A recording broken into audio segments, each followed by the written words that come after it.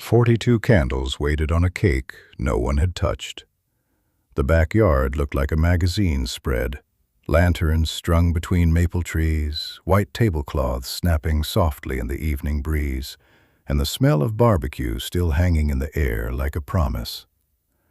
People laughed in little clusters, holding plastic cups like they were holding proof of a good life. This was supposed to be Elaine Parker's birthday.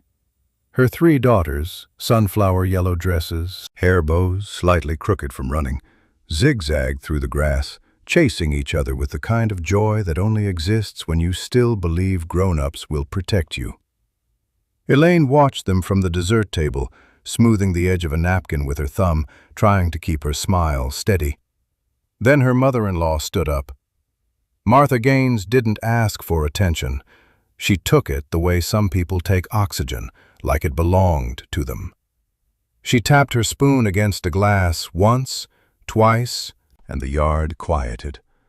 Even the music seemed to shrink. "I'd like to say a few words," Martha announced, her tone polite enough to fool strangers and sharp enough to cut family. Elaine's husband, Grant, hovered near the fence with his phone in his hand. He didn't move toward his wife. He didn't move at all. Martha's eyes landed on Elaine like a verdict. "Some women," she said, letting the pause do the cruelty, "mistake silence for virtue." But silence is often just emptiness. Elaine felt the words hit before anyone else reacted, like a slap you hear after it lands. A couple of guests shifted uncomfortably. Someone coughed. Elaine's oldest daughter froze mid-step, her small hand still gripping her sister's. Martha continued, voice steady, smiling like she was delivering a blessing.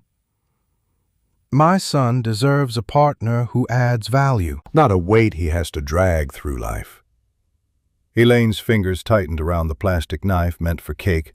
Then Martha reached into her designer handbag and pulled out a thick, sealed envelope, tan, official, heavy with intention. She walked it across the lawn slowly, letting everyone watch, letting the humiliation ripen. She set it down on the birthday table, right beside the untouched cake. "Open it," Martha said, sweet as poison. "Since we're all family here." Elaine stared at the envelope. She didn't need to open it to know what it was. Grant finally lifted his head, eyes sliding away from hers like she was something he couldn't afford to look at.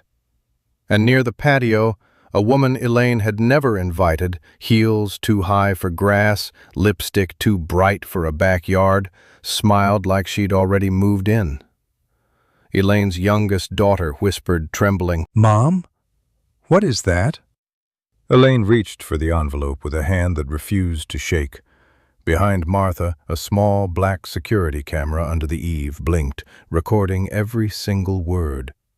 Elaine Parker didn't look like the kind of woman people expect to be a burden. She was 42, with the calm posture of someone who had learned how to keep panic from showing on her face. During the week, she worked the early shift as a patient services coordinator at St. Jude Mercy, answering phones, translating insurance language into plain English, and walking lost families to the right hallway when their hands were shaking too much to read signs. Nurses trusted her because she never gossiped. Doctors liked her because she didn't waste time. Patients remembered her because she said their names like they mattered. She was the first one in the house awake every morning, not because she loved mornings, but because 3 girls needed lunches packed, permission slips signed, and hair brushed into something that wouldn't invite teasing. She could braid with one hand while reading a school email with the other. She had mastered the art of stretching a pound of ground turkey into 2 dinners and making it feel like a choice, not a shortage. Her self-sacrificing habit was simple and constant. Elaine always made sure everyone else ate first. Even at her own birthday party, she'd been refilling cups, wiping little hands, and checking that her youngest didn't wander too close to the grill. When neighbors called her sweet, Elaine smiled politely, because it was easier than explaining that sweetness was often just exhaustion with good manners. She wore her wedding ring out of routine more than romance. It was thin now, the gold slightly dulled from dish soap and hospital sanitizer. Still, she twisted it when she was thinking, the way people touch a railing when they're not sure the stairs will hold. In the kitchen earlier that day, she'd tucked 3 small gift bags under the counter, bracelets she'd saved up for, one for each daughter because she couldn't stand the idea of them watching their mother get nothing. She'd written little notes in their cards. Be kind, be brave, be better than the world expects. Elaine didn't talk much about herself. She didn't want applause. She wanted stability, a quiet home, a future where her girls didn't flinch when adults raised their voices. But as the sun dropped and the string lights warmed the yard, a strange unease pressed against her ribs. Grant had been late. His mother had been too composed, and that uninvited woman's smile had felt practiced. Elaine looked at the sealed envelope again, still on the table like a stain no one would clean. Across the lawn, Grant's phone buzzed, and Elaine saw his face tighten like he'd been waiting for that message all night. Elaine had imagined leaving before, not dramatically, not with slammed doors and shouted speeches. Just a quiet exit, a suitcase, the girls' backpacks, a new apartment with mismatched furniture, and peace in the air. But every time the thought got close, reality tightened around her like a belt. 2 years earlier, her father's second stroke had changed everything. He couldn't live alone anymore, and the rehab bills piled up faster than her paycheck could catch them. Medicare covered some, not enough. The rest arrived in white envelopes with red stamps and phrases like, "Final notice," as if debt could be shamed away. Elaine learned to open mail standing up so she wouldn't sit down and start crying. When her father moved into an assisted living facility, the monthly cost became a number she carried in her head the way some people carry a prayer. If she missed one payment, they could reevaluate placement. That was the polite way of saying they could send him somewhere worse, somewhere with fewer nurses and louder hallways, somewhere she couldn't forgive herself for. Grant knew that. He knew every pressure point. After Elaine's second daughter was born, he insisted they simplify finances. One joint account, one credit card in his name, for emergencies. Her paychecks went in automatically. His salary did too, but he acted like the money was his, and her requests were favors. If Elaine bought shoes for the girls, he asked for the receipt. If she filled her gas tank twice in 1 week, he raised an eyebrow like she'd committed a crime. "You're emotional with money," he liked to say, calm enough to sound reasonable. "I'm the one keeping us stable." Stable meant dependent. The girls didn't know the full story, but they felt the tension. Elaine could see it in the way her oldest watched adult faces the way other kids watched weather. She could hear it in the questions her youngest asked at bedtime. "Are we okay, Mom? Are we still a family?" Elaine's answer was always the same. "We're okay," even when she wasn't sure. At work, she smiled through long lines and insurance denials. At home, she stretched what she had and hid what she didn't. She clipped coupons, skipped her own dentist appointments, and wore the same winter coat for 6 years because the girls needed new ones more. Leaving wasn't just walking away from Grant. It was risking her father's care, her girls' stability, and a roof she couldn't replace on her salary alone. That night, after Martha's speech, Elaine tried to steady her breathing and reached for her phone to transfer money for her father's next payment, only to see the bank app flash one brutal message: "Account access restricted." Then a text from Grant appeared. If you want your dad's bill paid, you'll sign whatever's in that envelope. Tonight. The Parker backyard had been staged to look like safety. String lights crisscrossed the maple branches, low enough to make everyone's faces glow warm and honest. Round tables sat on the lawn in white linen, each one anchored with a simple vase of grocery store roses Elaine had arranged herself that morning between loads of laundry. A banner reading, "Happy Birthday, Elaine," tugged in the breeze, cheerful in a way that suddenly felt almost cruel. The grill still smoked near the fence, and the air carried that mix of barbecue, citronella, and frosting, summer comfort layered over tension. About 40 guests filled the space. Church couples, neighbors, a few of Grant's co-workers, and Martha's friends who moved like they owned the walkway. Laughter rose and fell in pockets, but it didn't travel the way it used to. People kept glancing toward the center table, the cake, the envelope, Elaine's hands. Near the patio, Grant's friend set up a small portable speaker and a wireless microphone for birthday toasts. The mic sat on a stand beside the dessert table like a tiny judge's gavel waiting to be used. The speaker's blue light blinked steadily, indifferent to what was coming. Above them, tucked under the roof eave, a black security camera pointed down at the lawn. If you didn't know to look for it, you'd miss it. But once you saw it, you couldn't unsee it. An unblinking eye over a party pretending to be normal. Elaine's girls kept drifting back toward their mother, as if their instincts were dragging them to the safest person in the yard. The oldest stayed close enough to hear adult voices.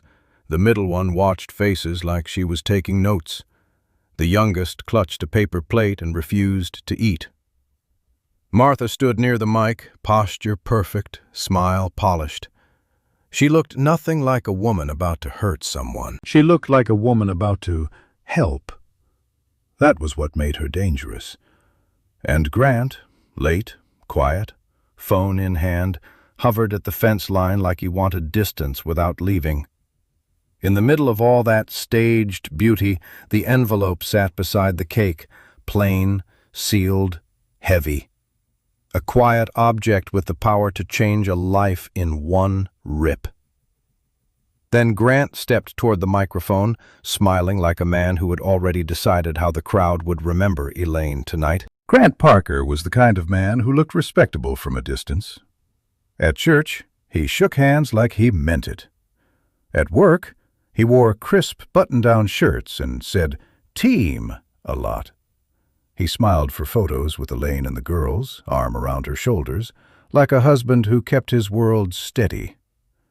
Most people saw the image and assumed the truth had to match it. Elaine knew better. She had learned the difference between a man who provides and a man who controls. Grant didn't scream. He didn't throw things. He didn't need to. He had mastered quieter weapons, polite sentences sharpened into warnings, and rules disguised as good planning. He kept the debit cards in his wallet. He set alerts on every account. He called it protecting the family, but it always ended with Elaine asking permission for basic needs. When she once suggested separate accounts again, just so she could buy groceries without a conversation, Grant had laughed softly, like she'd told a childish joke. "Why do you want secrets?" he asked, eyes calm, voice gentle. "Unless you're hiding something." That was his favorite trick. Accuse her of the very thing he was doing. Make her defend herself until she forgot what she'd asked for. He also knew how to isolate her without forbidding anything out loud. If Elaine wanted to meet a friend for coffee, Grant suddenly needed the car. If her sister called, Grant would walk into the room and start talking over the conversation until Elaine ended it. If she planned a weekend visit to her father, Grant would sigh and remind her how expensive gas was, how unreliable her schedule had become, how unfair it was that he had to carry everything. And lately, he had been carrying something else, ambition. Grant was up for a promotion at his company, director level, higher pay, the kind of title that impressed people like Martha. The role came with appearances, dinners, networking.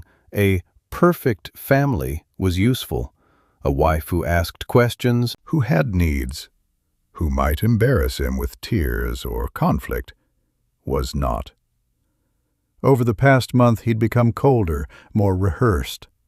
He spoke to Elaine like she was a problem to manage, not a person. Even tonight, while his mother carved her words into Elaine in front of the neighborhood, Grant didn't interrupt. He watched the crowd. He watched reactions. He calculated. Then he picked up the wireless microphone. He rolled it in his hand once, as if testing weight and power. His smile widened, practiced, and public. Elaine saw his eyes flick to the sealed envelope, then to the uninvited woman near the patio, then back to the guests. This wasn't impulsive. This was a performance. Grant lifted the microphone and said, "Everyone, I think it's time we told the truth about Elaine." And the crowd went dead silent. The uninvited woman didn't hover at the edges like someone who'd made a mistake. She stood near the dessert table as if she belonged beside the cake, beside the family photos, beside Elaine's name on the banner. Her heels sank slightly into the grass, but she didn't wobble. She adjusted like she'd practiced walking on soft ground, like she'd rehearsed this entrance in her mind long before she ever stepped through the gate. Elaine studied her the way she studied hospital paperwork, quietly, carefully, looking for what others missed. Early 30s, perfect blowout. A fitted cream blazer that cost more than Elaine's weekly grocery budget. Lipstick that didn't belong at a backyard barbecue. She wore a delicate gold necklace that caught the string lights every time she turned her head, and she kept smiling at the guests like she was campaigning. When Grant lifted the microphone and the yard fell silent, the woman's expression didn't tighten with surprise. It softened with satisfaction. Elaine felt something cold slide down her spine. Not jealousy, not even heartbreak. Recognition. Martha had orchestrated the moment, but this woman had come for a reason. The woman stepped closer as Grant spoke, moving into the brighter pool of light near the mic. She didn't touch him, but she didn't need to.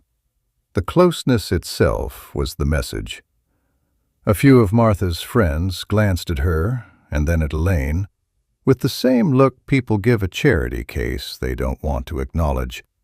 Someone's wife whispered, not quietly enough, "Who is that?" Another woman answered, "Grant's co-worker." And the pause in her voice said the real word. Elaine's middle daughter tugged at Elaine's dress. "Mom," she whispered, eyes wide, "that lady's wearing your—" Elaine looked down. On the woman's wrist was a thin, silver bracelet with a tiny charm shaped like a star. Elaine had bought it years ago at a craft fair. She'd worn it for months until it disappeared from her jewelry dish. Grant had told her she was always losing things. Elaine's throat tightened. Not because of the bracelet itself, because of what it proved. Someone had been inside her space. Someone had taken pieces of her life and tried them on like costumes. Grant's voice floated through the speaker, smooth and confident. "You all know I've been carrying this family for a long time." The woman nodded along, eyes on the guests, not on Elaine, as if Elaine wasn't even the person being talked about, as if Elaine was furniture. Martha leaned toward her and murmured something. The woman laughed softly, then turned and finally looked directly at Elaine for the first time. It wasn't a guilty look. It was a measuring look. A look that said, "You're in the way."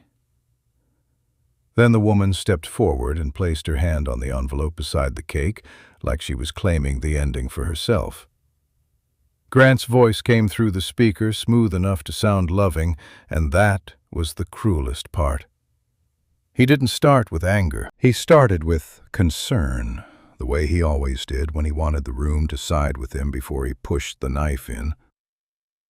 "You all know Elaine," he said, scanning faces like a politician. "She has a big heart, sometimes too big." A few people nodded, relieved to be given something safe to agree with. Grant smiled as if the next words were a joke. "The problem is, a big heart doesn't pay bills." Elaine felt the attention slide onto her like a spotlight. She stood by the cake with frosting on her fingertips from smoothing the edge earlier. A tiny smear she hadn't noticed until now. It looked childish. It looked careless. It looked like proof. Grant continued, "I've been trying to keep our family stable, but lately I've realized stability can't happen when one person refuses to be responsible." Martha's friends murmured approval. Someone at the back shifted their chair away from Elaine's table like responsibility was contagious. Elaine's oldest daughter inched closer, eyes bright with tears she refused to let fall.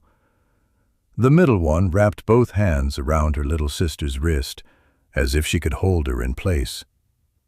Grant turned slightly, angling the microphone toward the guests, not toward Elaine. "I've asked Elaine to contribute.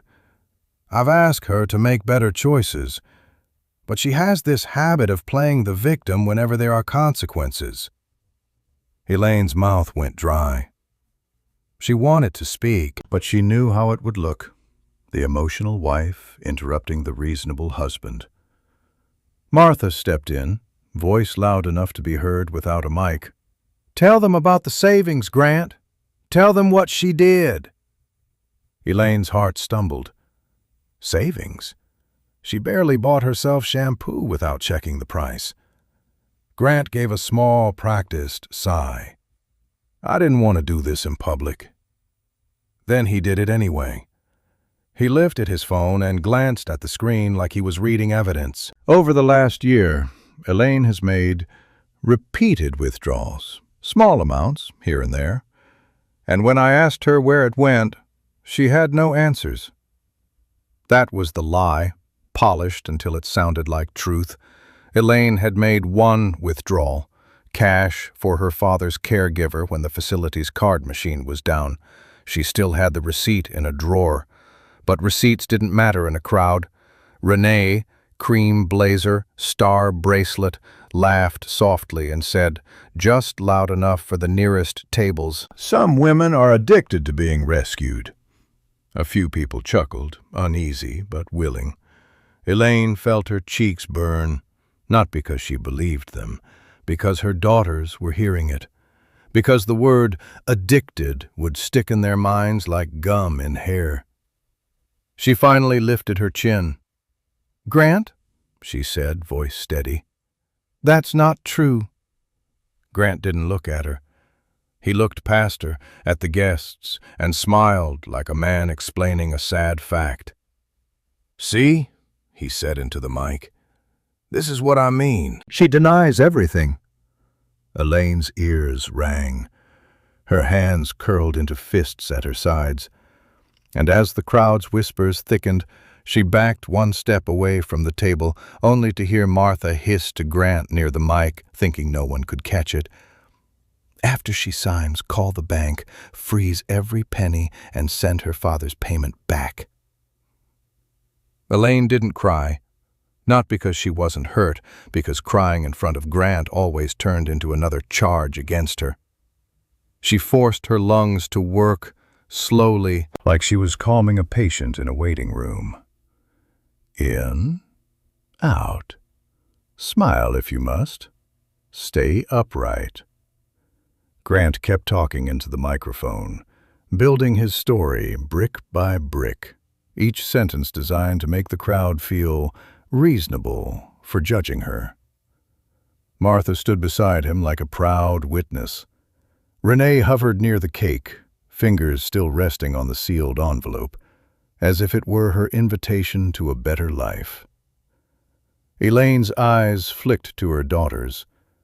The oldest was holding her breath, cheeks wet but silent. The middle one stared at Grant with a look too old for her age. The youngest clung to Elaine's leg, trembling. That was when Elaine noticed something small, something that didn't match the performance. Near the patio door, a man in a gray polo shirt had stopped pretending to enjoy the party.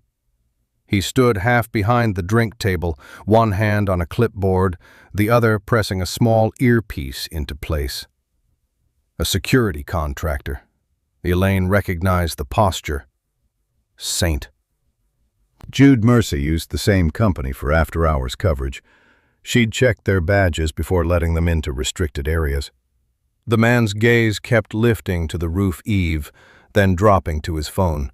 Not watching Elaine, watching the camera. Elaine followed his line of sight.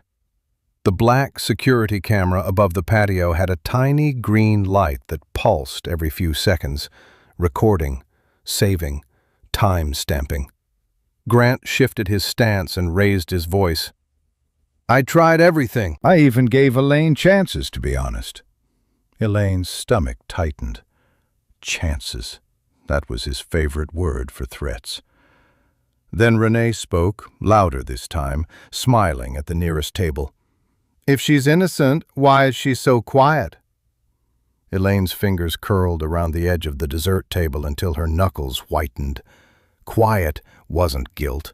Quiet was survival. The gray polo man took a step toward the house and murmured to someone just inside the patio door. Elaine caught only a few words over the speaker. "Cloud backup. Audio's clear. Don't worry." Cloud backup. Elaine's heartbeat changed. Not faster, sharper. Because if that camera was tied to the cloud, it wasn't just recording faces. It was recording voices. Grant's speech, Martha's instructions, Renee's little comments that sounded harmless until you heard them together. Elaine let her eyes drop to the envelope again, then back to Grant. He thought he had control because he had the mic. Because he had the crowd. But crowds could become witnesses. And witnesses could become proof. Elaine reached into her pocket and opened her phone camera, pretending to check a text. She angled it toward the roofline and snapped a photo of the security camera. Then another of the gray polo man's badge as he turned. Grant's voice cut through the air, sweet and final. "Elaine, come here. Right now." And in that moment, Elaine understood. Tonight wasn't just humiliation. It was a setup, with paperwork, pressure, and a deadline. The gray polo man suddenly looked straight at Elaine and mouthed two words she could read clearly. "I recorded." Elaine's feet felt glued to the grass, but the world around her kept moving, chairs scraping, people leaning in, the speaker humming like it loved the drama. Grant held the microphone like it was a badge. "Elaine," he said again, softer now, the way you talk to someone you want to look unstable. "Come up here. Don't make this harder than it has to be." Martha lifted a hand as if she were calming a room. "She's embarrassed," she told the guests, smiling. "But embarrassment is better than denial." Renee shifted closer to the dessert table, her palm still near the envelope, eyes bright with a victory she hadn't earned. The women around her, Martha's friends, watched Elaine with cold interest, like they were waiting to see if she'd break. Elaine glanced toward the side gate. It was open, but it might as well have been locked. Two of Grant's co-workers stood there now, arms folded, pretending to be casual. One of them had the kind of smile that said he'd already chosen a side. Her phone buzzed again. Another text from Grant. "Smile and sign, or your dad's facility gets nothing." Elaine's throat tightened. Her father's payment was due in 2 days. She could picture him in that facility bed, confused, asking why she hadn't come. She could picture the administrator's polite voice turning firm. She could picture her own girls watching her pack boxes into a car with nowhere to go. Grant lowered the mic and stepped closer, just enough that only the front tables could hear. His voice stayed gentle, his eyes stayed hard. "I already talked to the bank," he murmured. "You don't have access. You can't transfer money. You can't pay anything. Not without me." Elaine's stomach dropped. "Why are you doing this?" she whispered. Grant's smile didn't change. "Because I'm done being dragged down," he said. "Because I'm up for director and my life can't look messy. Because you won't play your part anymore." He turned back to the crowd, performance switching on like a light. "Elaine's going to do the right thing," he announced, as if he were praising her. Martha slid a pen onto the table beside the envelope. The click of it on glass sounded loud, final. Elaine looked at her daughters. The oldest was silently shaking her head. The middle one held her sister like a shield. The youngest stared at the pen like it was a weapon. Elaine stepped forward because she had to, because her family's survival was being used as a leash. She reached for the envelope. And behind the drink table, the man in the gray polo lifted his phone again, steady as a judge taking notes. Grant leaned in and hissed, "Sign it in front of everyone, or I'll tell them you stole from me."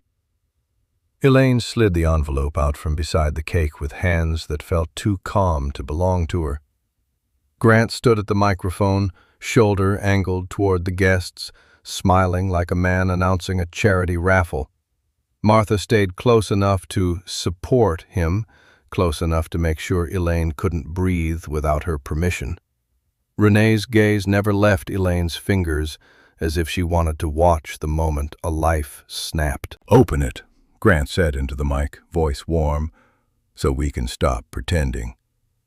Elaine's oldest daughter whispered, "Mom, don't." The middle one squeezed her sister's hand so hard the little girl flinched. Elaine could smell the frosting, vanilla and sugar, like a memory of something normal that was being stolen in real time. She broke the seal. Paper slid out, thick, official, with a bold heading that made the crowd lean forward before anyone even read the details. Divorce petition. Temporary orders. Signature lines already highlighted in yellow. A ripple moved through the yard. Someone gasped. Someone else covered their mouth like it was a scandal happening on television instead of 10 feet away. Martha lifted her chin and spoke loudly enough to be heard without amplification. "A wife with dignity would sign and step aside." Elaine's face burned, but she kept her eyes on the pages, scanning like she did at the hospital, fast, precise. Her stomach dropped when she saw the next line. Primary residence awarded to Grant pending final hearing. Elaine to vacate within 14 days. Not 30, not 60. 14. Then the part that broke something deeper. Temporary custody to Grant with supervised visitation as needed, based on claims of financial irresponsibility and emotional instability. Her daughters were standing right there. Grant turned the knife with a soft laugh into the mic. "You see? I'm not a villain. I'm protecting my girls." Elaine looked up. "You're taking my children," she said, voice low. Not a plea, a fact. Grant's smile stayed in place. "You did this to yourself," he replied, loud enough for the yard to hear. "You made me bring it here." Renee stepped closer, close enough that Elaine could smell her perfume, something expensive and sharp. She murmured almost kindly, "Just sign. It's cleaner." Elaine's knees threatened to buckle, not from the divorce, from the custody line, from the idea of her daughters being walked away from her while strangers nodded approvingly. Martha pushed the pen toward Elaine with 2 fingers, like she was feeding an animal. "Sign it," she said. "Be useful for once." Elaine's oldest daughter suddenly stepped forward, small body shaking with rage and fear. "Stop!" she cried. "Leave my mom alone!" Grant snapped, "Nia, enough!" correcting the child instead of the cruelty. The yard held its breath. And then from the drink table, The gray polo security man raised his voice for the first time. "Ma'am," he said, looking straight at Elaine, "don't sign anything yet." Everyone turned. Grant's face tightened. "Who asked you?" he barked. The man didn't flinch. He pointed one finger up toward the eave. "Because that camera recorded everything," he said, calm and clear. "Including what your mother just whispered about the bank." Grant's smile cracked, and he lunged toward the security man like he was about to rip the phone right out of his hand. For half a second, the backyard forgot how to breathe. Grant's arm was halfway out, his fingers reaching for the security man's phone like a desperate grab for a steering wheel. The gray polo man shifted back, calm but ready, and the movement broke the spell. Chairs scraped, people stood, someone said, "Whoa!" like this was a bar fight instead of a family collapse.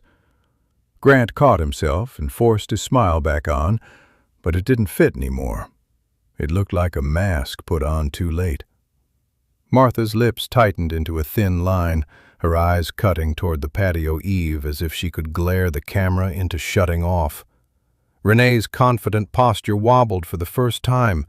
She glanced around, searching for friendly faces, but found mostly curiosity and judgment. The guests reacted the way crowds always do when they're unsure who holds the truth, by punishing the safest target.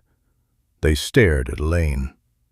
A woman from church lifted her cup and pretended to sip, eyes locked on Elaine's hands. 2 neighbors whispered behind their palms, quick and sharp. One of Grant's co-workers shook his head as if Elaine had forced this mess to happen by not being easier. Even people who looked uncomfortable didn't step forward. They just stepped back, giving Elaine space, the way you give space to a spill you don't want on your shoes. Elaine heard fragments, each one a needle. Poor Grant. 3 kids. What a shame. She always seemed quiet. Maybe there's more we don't know. Elaine's cheeks stayed hot, but her face went cold. She was used to being the one who made things smooth. Now she was the problem in the center of the lawn. Her daughters clung to her like anchors. Nia pressed her small body against Elaine's side, jaw clenched, trembling with rage. Celine's eyes tracked every adult expression like she was memorizing who failed them. Dara started to cry again, silent tears rolling as she stared at the divorce papers like they were a monster. Elaine looked down at the pages in her hands. The yellow highlights glared back at her. Vacate in 14 days, temporary custody, supervised visits, ink and authority, ready to erase her life with a signature. Her phone buzzed in her pocket, another text, another threat. But she didn't check it. Instead, she reached for her purse under the dessert table, needing something steady, something familiar. Her fingers hit empty space. She froze, then dug again, faster. Nothing. She looked at the chair, the grass, the table edge. Her wallet was gone, and so were the spare keys she kept on the same ring as her father's facility keycard. Elaine's heart lurched as she realized what that meant. Someone hadn't just planned to humiliate her. They planned to lock her out. Across the yard, Renee casually turned her wrist, revealing Elaine's key ring dangling from her fingers like a trophy. Elaine didn't chase Renee across the lawn, not because she didn't want to, but because her daughters were gripping her like life preservers, and she knew one sudden move would turn this into the story they'd tell about her. Unhinged, unstable, proving Grant right. So she did the only thing she could do. She gathered her girls close, lifted her chin, and walked away from the dessert table like she wasn't bleeding in front of everyone. The patio bathroom was small, tucked behind the kitchen door. The kind of half-bath people forget exists. Elaine shut the door, locked it, and leaned her back against it as if the wood could hold her upright. The fan hummed overhead, rattling slightly, and the smell of hand soap hit her nose, cheap lavender, too strong, the kind Grant bought in bulk because it was a good deal. Naya wiped her face with her sleeve and whispered, "Mom, they can't do that. They can't take us." Celine didn't speak. She watched the doorknob like she expected someone to twist it any second.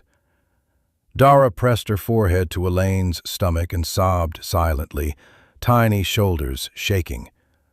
Elaine slid down the door until she was sitting on the tile, pulling her daughters into her lap as best she could.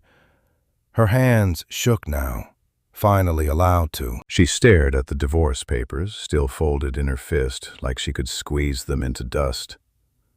Her throat burned. Her eyes burned. But she didn't give herself the release of a full sob. She had cried before, in laundry rooms, in parked cars, in hospital stairwells. It never changed anything. It never made Grant kinder. It only made her feel smaller. She took one breath, then another. "Look at me," she said softly, forcing her voice steady. "You three are safe with me. Do you understand?" Nia nodded hard. Celine blinked fast, holding back tears like her mother. Dara sniffed and whispered, "Are we going home?" Elaine's stomach turned. Home. The word felt like a trap now. She opened her phone with trembling fingers. No wallet, no keys, no access to the bank. Grant had built this night like a cage, and Renee had stolen the lock. Elaine's eyes drifted to her wedding ring, dull gold, thin from years of soap and sanitizer. She stared at it, then slowly twisted it off her finger and held it in her palm. It was lighter than she expected. A thought rose in her chest, quiet but sharp. "I'm done begging." She wiped her face, smoothed Dara's hair, and stood up. Her knees felt weak, but her spine didn't. She folded the papers neatly, as if organization could create control. Then her phone buzzed again, an unknown number. Elaine answered, voice low. "Hello?" A man's voice came through, calm and firm. "Mrs. Parker," he said, "I'm the security contractor outside. I can't say much on this line, but you need to know something before you sign anything." Elaine pressed the phone tighter to her ear. "What?" The pause was brief, heavy. "Your husband didn't just plan to divorce you tonight," the man said. "He planned to make you look like a thief, and I have the footage." Elaine stepped back into the party with her daughters lined up behind her like ducklings, their small hands still clinging to her shirt and sleeves. The music had restarted at a low volume, as if someone thought background noise could erase what had happened. It only made it worse, like a laugh track over a funeral. Grant saw her immediately. He didn't look relieved, he looked annoyed, the way a man looks when a plan refuses to cooperate. Martha's smile returned in a tight, controlled version, and Renee, still holding Elaine's keyring, tilted her head as if she were waiting for applause. The security contractor moved closer, care and professional. "Ma'am," he said quietly, "I can email you the clip and the audio, but you need a safe place to go tonight." Safe place. Elaine almost laughed. Her wallet was gone, Her keys were in Renee's hand. Her bank access was restricted, and in her palm, the divorce papers felt like a countdown. Elaine's phone buzzed again. This time it wasn't Grant. A voicemail notification from her father's assisted living facility. She listened with the volume low, pressing the speaker to her ear while pretending she was checking the cake. "Miss Parker," the administrator said politely, "we attempted to process the monthly payment today. It was declined. If we can't resolve this by tomorrow afternoon, we'll have to pause certain services and begin the reassessment procedure." Elaine's vision narrowed. Pausing services meant fewer check-ins, fewer aides, longer waits. Reassessment meant the kind of transfer her father wouldn't survive emotionally. Her hands trembled, and she forced them still. She looked down at her daughters. Nia was glaring at Grant like she wanted to fight him herself. Celine's mouth was set, eyes glassy but unblinking. Dara's lower lip quivered, and she whispered, "Mom, are they taking Grandpa away too?" Elaine swallowed hard. "No," she lied softly. "No one is taking Grandpa." Grant stepped closer, lowering his voice so it sounded private, reasonable. "You're making a scene," he murmured. "Sign it, and I'll fix the payment. I'll even let you take some clothes." "Let me," Elaine repeated, and the word tasted like rust. Martha leaned in, loud enough for nearby guests. "She's lucky we're offering her a clean exit. Some women get nothing." Elaine looked around the yard, faces turned half away, people pretending they didn't see. It hit her with a sudden, brutal clarity.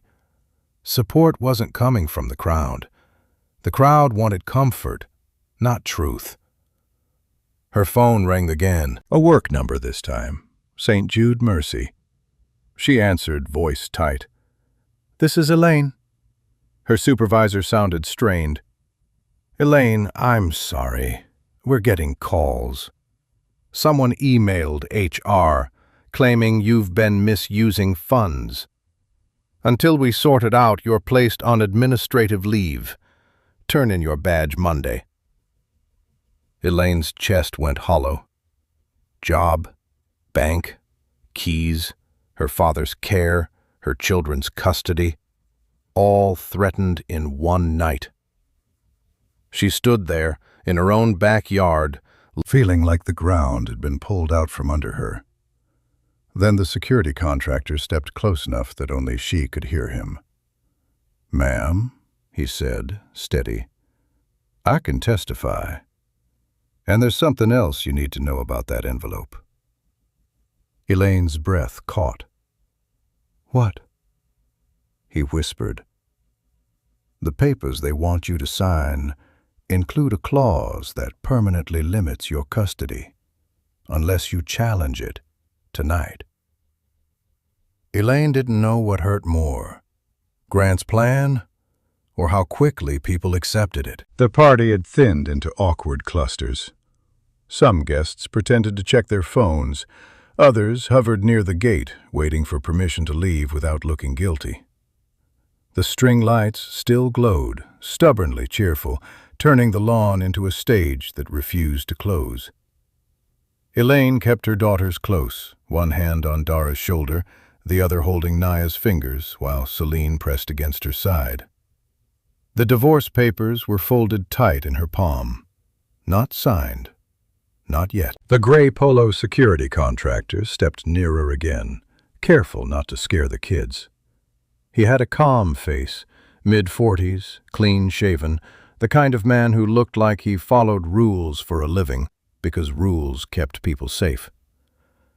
"My name's Marcus Reed," he said quietly. "I'm contracted through Safe Watch. I'm not here for your family drama, ma'am.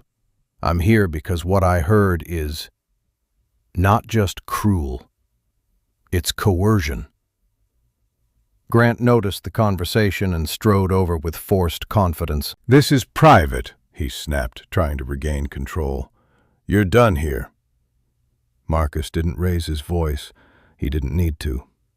"Sir, you installed a camera system with audio capability under this eave," he said, nodding toward the patio roofline. "It saves to cloud storage. I verified the settings when I arrived. Tonight, that camera captured statements about freezing bank access and reversing a medical payment." It also captured you pressuring her to sign legal documents in public under threat. Martha's eyes flashed. "How dare you accuse us?" Marcus held up his phone, not aggressively, just as a fact. "Ma'am, I'm not accusing. I'm stating what's on the recording." Renee took a quick step back, still clutching Elaine's keyring. She suddenly looked less like a winner and more like a person who realized cameras don't care about charm. Elaine's pulse hammered. "Why are you helping me?" she asked, voice thin. Marcus glanced at her daughters. "Because your kids are watching," he said, "and because I've seen this before. People with power trying to turn pressure into proof." He lowered his voice. "Do you have anyone you trust? A lawyer? A sister?" Elaine swallowed. "I don't," she admitted. "Not like that." Marcus nodded once, as if he'd expected it. "Then you'll use mine," he said. "My wife is a family attorney. She handles emergency custody and protective filings. She's not fancy, "But she's fair, and she hates bullies." Grant laughed sharply. "A security guard's wife? Please." Marcus turned toward him, expression still controlled. "Your laughter will sound great on the audio," he said. Then he looked back at Elaine. "If you sign that paper tonight, they'll claim you agreed. If you don't, we can file first thing in the morning. But you need immediate steps. Secure your kids, document the stolen wallet and keys, and preserve the footage." Elaine's throat tightened with something new, hope mixed with fear. "Can you really prove it?" she whispered. Marcus met her eyes. "I can testify under oath," he said, "and I can provide the time-stamped clip." He pulled out a business card and placed it in Elaine's hand like it weighed more than paper. On the back was a handwritten number and 2 words, "Call now." Elaine stared at it, then at Grant, then at her daughters. Marcus leaned in and said, "There's one more clip you haven't heard yet, and it's the one that can destroy him." Marcus led Elaine and the girls inside through the side door, away from the lawn where the whispers kept circling like flies. The kitchen lights were too bright after the string lights outside, and the normal clutter, dish towels, a bowl of fruit, a stack of unopened mail, felt surreal, like the house was pretending nothing had changed. Elaine set the divorce papers on the counter with shaking hands. Celine climbed onto a stool and hugged Dara close. Nia stood near the doorway, guarding them with her 10-year-old body like she could block grown-up cruelty by force. Marcus kept his voice low. "First," he said, "you do not sign anything tonight. Second, we preserve the evidence before anyone can lose it." He opened his phone and turned the screen toward Elaine. A video timeline filled the display, time-stamped clips from the patio camera. He tapped one and the audio started immediately. Clear enough to make Elaine's stomach twist. Martha's voice. "After she signs, call the bank, freeze every penny and send her father's payment back." Then Grant's voice, close and sharp. "Sign it in front of everyone, or I'll tell them you stole from me." Elaine's knees weakened, not because she hadn't lived the threat, but because hearing it recorded made it real in a way gaslighting never could survive. Her daughters didn't understand every word, but they heard the tone. Dara's face crumpled, Nia's jaw locked. Celine stared at the phone like she was memorizing it for court. Marcus paused the clip. "This is coercion," he said, "and it helps your custody situation. It shows motive, intimidation, and intent to sabotage care for your father." Elaine swallowed. What about my wallet? My keys? She hated that her voice sounded small. Marcus nodded. That's next. He pulled up a second clip, Renee moving behind the dessert table, her body angled away from the crowd. Her hand slid into Elaine's purse with practiced ease. The key ring glinted as it disappeared into her clutch. A moment later, Renee smoothed her blazer and walked back out, smiling. Elaine pressed a hand to her mouth. She stole it, she whispered. On camera. Marcus confirmed. That matters. Theft is theft, even with lipstick on. He opened an email draft and began typing, attaching the files. I'm sending these to you, to my wife, and to a secure backup. Tonight. We also file a police report for the wallet and keys. Paper trail. No gaps. Elaine's phone buzzed again, another message from Grant. Last chance. Come out and sign or you're done. Elaine stared at the screen, then at her daughters, then at the evidence sitting like a loaded shield in Marcus's hand. Is this enough? She asked.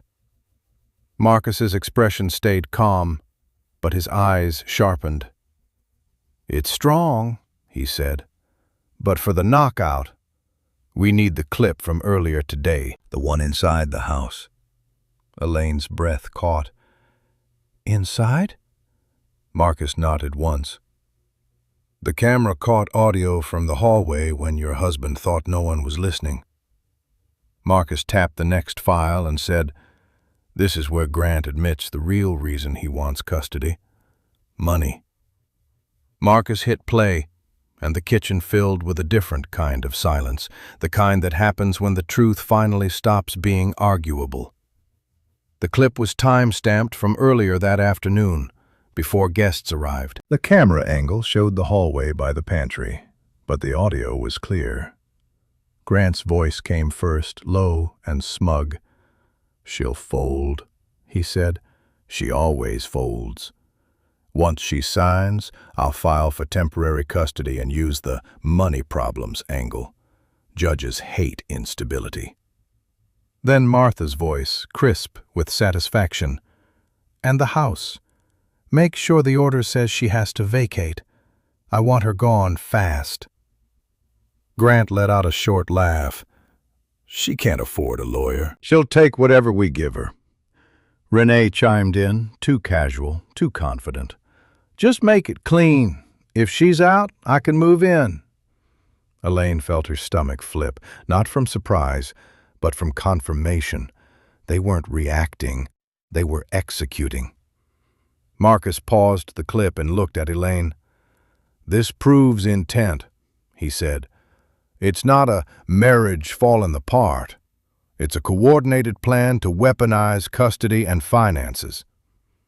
Elaine swallowed hard. But they're saying I'm broke. HR thinks I stole. The bank is frozen. How do I fight that? Marcus nodded once, like he'd been waiting for that question. By using the fact they don't know what they're standing on. He pulled a folded sheet from his pocket, something he'd printed from the home system setup file when he arrived. When I installed your camera settings last month, I saw the registered property contact and the account holder name tied to the address, he said. Most people skip it. I didn't. He turned his phone toward her again, but this time it wasn't video. It was a property record screenshot and a trust registration page. Elaine Parker Family Trust, it read. Trustee, Elaine Parker. Elaine's breath caught. Her fingers went to the thin key pendant she wore under her blouse, her grandmother's old key, the one she'd never taken off since she was 19. She hadn't talked about it in years. She hadn't even told Grant why it mattered. My grandmother set it up, Elaine whispered, voice shaking. Before she died, she left me the deed through a trust, so no spouse could pressure me into signing it away. I forgot the paperwork was still valid. Marcus's eyes stayed steady. It's valid. I already called the county assessor's public line to confirm the parcel ownership, and my wife can pull the full deed chain first thing in the morning." Elaine stared at the screen, a strange heat rising in her chest. Not anger, not fear. Power returning. Grant had been trying to throw her out of a house that wasn't his. Martha had been ordering her to vacate property she had no legal claim to. Renee had been stealing keys to a home she could never own. Elaine's voice came out low and clear, like she was meeting herself again. "So they can't evict me." Marcus nodded. "They have no standing. And once that's filed, their custody threats look exactly like what they are, extortion." He leaned closer, serious. "Elaine, listen to me. You're not powerless." Elaine wiped her cheeks once, not to hide tears, but to clear her vision. Outside, the speakers still played faint music. Grant still thought the crowd was his shield. Elaine folded the divorce papers and set them aside like they were trash. Then she picked up her phone and opened a new note, writing one sentence. "Do not sign. File first. Preserve footage." Marcus said, "Now we go back out there, and we make them say it again on the record." Elaine didn't feel brave. She felt clear. That was the difference. Bravery still begged for approval. Clarity didn't. She looked at her daughters sitting at the kitchen table, Nia with her fists clenched, Celine watching everything with that sharp, quiet focus, Dara wiping her cheeks with the back of her hand. Elaine's chest tightened, but this time it wasn't helplessness. It was purpose. "Girls," she said, kneeling so her eyes were level with theirs, "I need you to do exactly what Marcus says for a little while. You stay together. You don't answer questions from anyone outside. And if someone tries to pull you away from me, you say, 'I want my mom.' Understand?" Nia nodded hard. Celine whispered, "Yes, Mom." Dara sniffed and copied them. "Yes." Marcus stood by the counter, already forwarding clips, already building a paper trail like he was laying down tracks ahead of a moving train. "My wife is on her way," he said. "She'll meet us at the precinct first for the theft report, then we'll file emergency custody in the morning. Tonight, you don't argue feelings. You stick to facts." Facts. Elaine had lived in feelings so long, fear, shame, guilt, that facts felt like a weapon she'd forgotten she owned. She opened her phone and typed a list, the way she did at work when a family panicked and needed steps. Wallet and keys stolen, captured on camera. Bank access restricted, threats recorded. Custody coerced, papers presented under duress. Property trust in my name confirmed.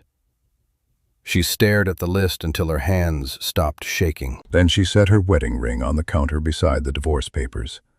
Not tossed, not dramatic, just placed there with intention, like closing a file. When she looked up, Marcus was watching her, as if he needed to see the decision land. "I'm not begging anymore," Elaine said. Her voice surprised even her, steady, low, final. "No more pleading, no more explaining myself to people who want me smaller." Marcus nodded. "That's what they don't expect." Elaine walked to the hallway mirror, the one she usually avoided because she never had time to see herself. Under the bright kitchen light, she looked tired. Not broken. Tired. She smoothed her hair back, wiped mascara smudges from under her eyes, and straightened her blouse. Not a makeover. A reset. Outside, laughter drifted in. Fake laughter, the kind that tries to patch a scene everyone knows is damaged. Grant was still out there with the microphone. He still believed the crowd belonged to him. Martha still believed shame could force obedience. Renee still believed she could steal her way into a home. Elaine picked up her phone, opened the camera, and turned on recording. She slid it into her pocket with the lens angled out. Then she looked at her daughters one more time. "I love you," she said. "And I'm going to fix this." She reached for the doorknob. Elaine stepped back into the yard, and for the first time, she walked straight toward the microphone. Elaine didn't get ready the way movies pretend women do, with a montage and a miracle. She got ready the way a mother does when the stakes are real. Marcus stood at the kitchen island and laid out the plan in plain steps, like building a case file at a hospital. Time, facts, proof, witnesses. He emailed the clips to 3 places: Elaine's account, his wife's secure inbox, and a protected backup folder, then took screenshots showing the send times. "If anyone claims these were edited later," he said, "the metadata and timestamps will fight that for you." Elaine grabbed a manila folder from the junk drawer and labeled it with a black marker, "Tonight." She slid in the printed divorce papers, then a handwritten page titled "What Happened," listing the threats in order, including the exact phrases Grant used. She added the facility voicemail transcript and her HR call summary, not because she wanted pity, because she wanted a timeline. She went upstairs and changed into her best work outfit. A navy blazer, simple blouse, and slacks. Not flashy. Clean, credible, serious. She brushed her hair back and tied it low, the way she did when she had to speak to doctors who didn't listen the first time. She dabbed concealer under her eyes and put on a soft lipstick, enough to look like she slept, not enough to look like she was performing. In the hallway, she paused at the mirror and touched her bare ring finger. The absence didn't feel like loss anymore. It felt like space. Downstairs, she knelt in front of her daughters again. "You stay behind me," she told them, "no matter what. If you get scared, you hold hands. You look at me." Naya nodded fiercely. Celine nodded once, calm. Dara whispered, "Okay, Mom," and wiped her nose like she was trying to be brave, too. Marcus's phone buzzed. "My wife's pulling into the driveway," he said. "Name's Claire, family attorney. She'll witness and advise." "But you're the one who speaks. You keep it simple. You don't sign. You report theft. You preserve footage. You demand the truth in front of the same crowd." Elaine tucked her phone in her pocket on record, folder under her arm. She took one long breath, then another, until her voice felt steady inside her chest. Through the kitchen window she could see the yard, Grant still near the mic, Martha still holding court, Renee still hovering like she owned the ending. The crowd was smaller now, but the people who remained were the ones who mattered. The ones who would repeat the story. Elaine walked to the back door and wrapped her hand around the knob. The door swung open, and cool night air hit her face.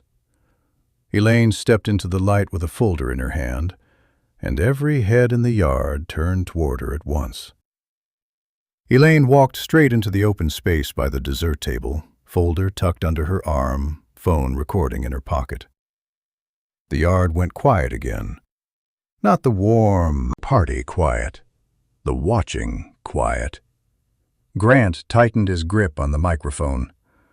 "Elaine," he said, forcing a chuckle, "this is getting dramatic." "Good," Elaine replied, calm, "because you made it public. So we'll finish it public." Martha stepped forward first, chin lifted. "Don't embarrass yourself further." Elaine opened the folder and held up the unsigned papers so everyone could see the highlighted lines. "These documents were shoved at me in front of my children," she said, voice steady. "And I was threatened to sign them." Grant's smile flickered. "No one threatened you." Marcus moved into view at Elaine's shoulder, professional, controlled. Next to him stood a woman in a dark suit, Claire Reed, hair pulled back, legal pad in hand, eyes sharp and tired, like someone who'd seen too many bullies hide behind polite manners. Claire spoke clearly. "My name is Claire Reed. I'm a family attorney. And yes, threats were made." Grant laughed too loud. "Prove it." Marcus lifted his phone and turned the screen outward, not to show off, but to show fact. "Audio and video from the patio camera," he said. "Time-stamped, cloud-backed." Elaine looked at the crowd. "You all heard her," she said, nodding toward Martha. "She said, after she signs, call the bank, freeze every penny, and send her father's payment back." Martha's face tightened. "I never." Marcus tapped play. Martha's voice rang out of the phone speaker, clear, unmistakable, repeating the exact words. A few guests gasped. One man muttered, "That's on the record." Grant's mouth opened, then shut. Elaine didn't stop. "And he told me," she said, turning toward Grant, "sign it in front of everyone or I'll tell them you stole from me." Marcus played the second clip. Grant's voice, cold and close, filled the kitchen air, bleeding out into the yard. Someone in the crowd whispered, "Oh my God." Renee started backing toward the gate. Claire's voice cut through the movement. "Before you leave, Miss Caldwell, your theft was captured too." Marcus pulled up the clip of Renee reaching into Elaine's purse and taking the wallet and keys. He held it where multiple people could see. Renee froze, color draining from her face. Grant snapped, "This is illegal!" Claire didn't blink. "It's your camera system, your property, recording your own yard, and you just confirmed you knew it was recording." Grant's shoulders sagged for the first time. The mask couldn't hold. Elaine looked at the guests, neighbors, church friends, co-workers, and felt the shame finally loosen. "I'm reporting the theft tonight," she said, "and I'm filing emergency custody in the morning." Grant lunged for the phone again. Marcus stepped back, and two guests, one of Grant's co-workers and Mr. Whitfield, moved between them instinctively, as if decency finally woke up. Then Claire said, loud enough for everyone, "Grant, one more step, and I'll ask this crowd to be witnesses when we call the police, right now." The police arrived in under 15 minutes, lights off until they turned into the neighborhood. The party had become a circle of witnesses without meaning to. People who had been avoiding eye contact were suddenly very interested in the truth. Claire spoke first, calm and professional. "Officer, we're reporting theft of a wallet and keys, captured on home security footage," she said, and handed over the time-stamped screenshots. Marcus played the clip again, Renee's hand in Elaine's purse, the keyring vanishing into her clutch, the practiced smile afterward. Renee tried to laugh it off. "This is ridiculous." The officer held up a hand. "Ma'am, do you have the wallet and keys on you?"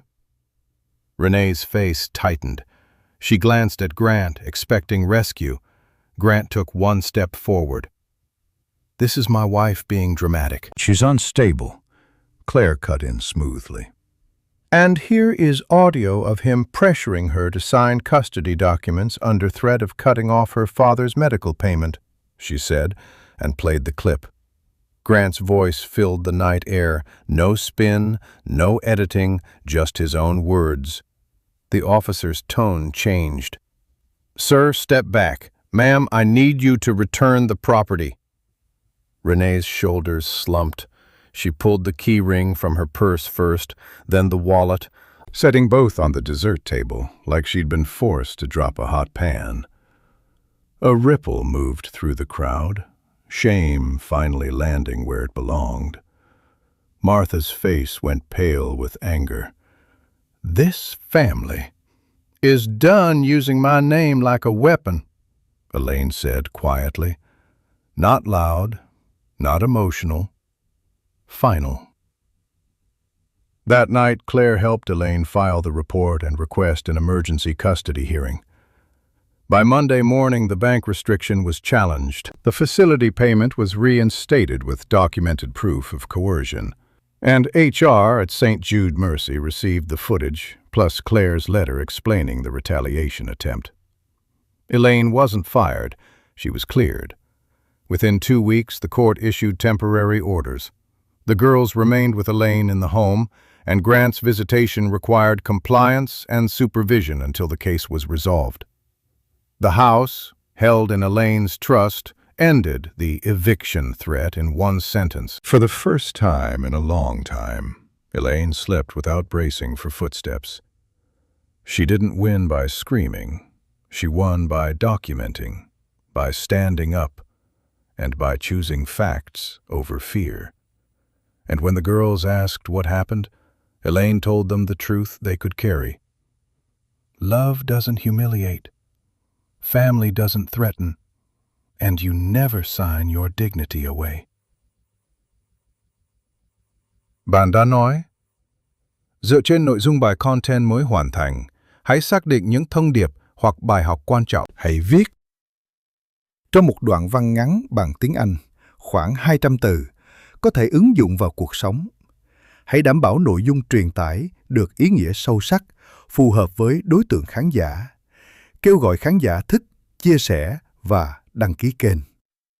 Vận dụng các trích dẫn của chủ nghĩa khắc kỷ như là một minh chứng cho sự chữa lành để khán giả.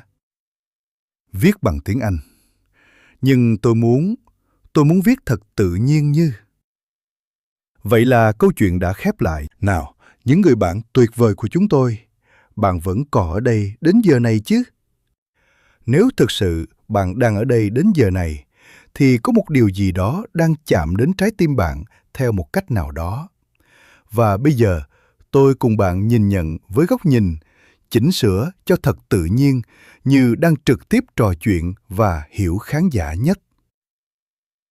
Drama triệu view đã nói, So, that's the end of her story. And hey, are you still here with me? If you really stayed to this point, then something in Elaine's journey touched your heart in a real way. Maybe the humiliation. Maybe the fear of losing support. Maybe that quiet moment when she decided, I'm done begging. And here's the life lesson I want you to carry with you. Love should never require you to shrink. Real family doesn't weaponize money, children, or shame. When someone tries to control you, don't meet manipulation with louder emotion. Meet it with clarity, boundaries, and truth you can prove. There's a simple kind of healing in healthy selfishness, the kind that says, I will protect my peace, my children, my dignity. As the saying goes, you can't pour from an empty cup, and that's not selfish, that's survival. Another truth, when people show you who they are, believe them, and then act accordingly. If this story reminded you to choose yourself without guilt, please like this video, share it with someone who needs strength tonight, and subscribe to the channel, because you're not alone here. And the next story might be the one that helps you stand up too.